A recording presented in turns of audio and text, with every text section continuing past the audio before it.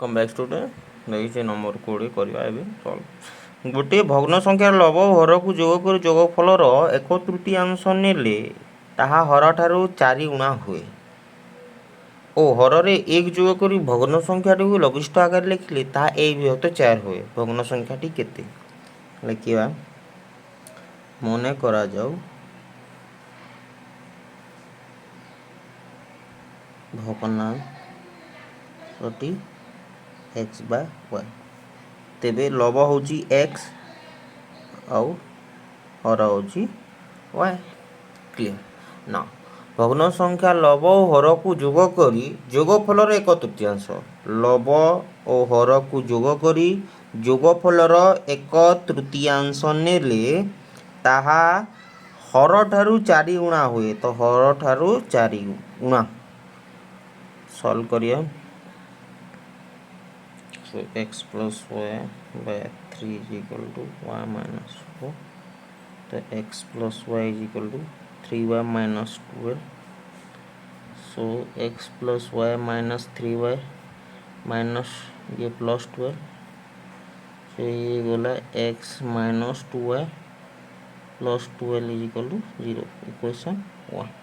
next को देखिए हर रे एक जोग करी हर रे एक जोग करी ता लघिष्ठ रूप लिखले ये केते ही होची ए विभक्त को 4 होची तो देखिए 4x is equal to y plus 1 imply that 4x minus y is equal to 1 imply that 4x minus y minus 1 is equal to 0 equation 2 then y equation को सॉल्व करिया तो फास्ट मु इक्वेशन रे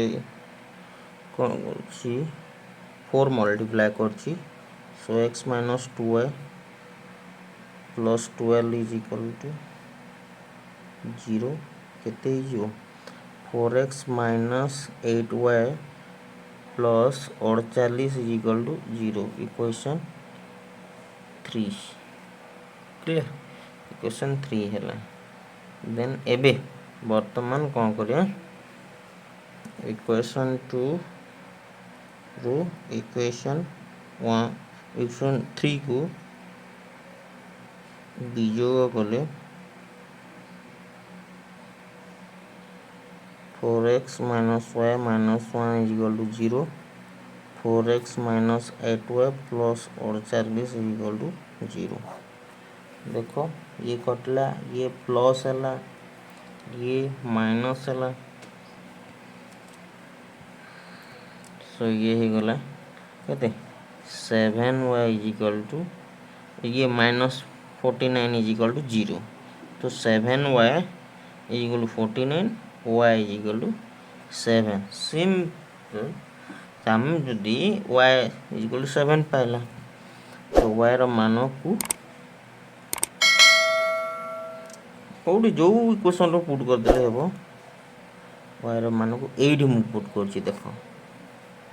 को 4x is equal to y plus 1 रे put कर दे तो 4 into